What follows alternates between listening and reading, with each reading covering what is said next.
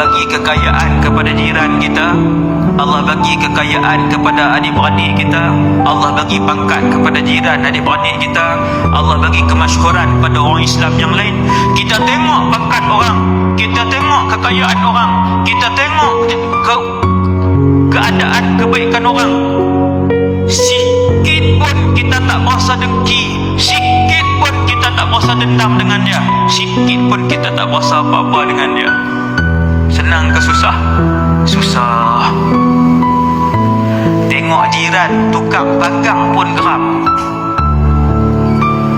Tengok jiran tukang pintu pagang automatik geram dah. Balik-balik kerja tengok, lah dia tukang pintu pagang automatik dah.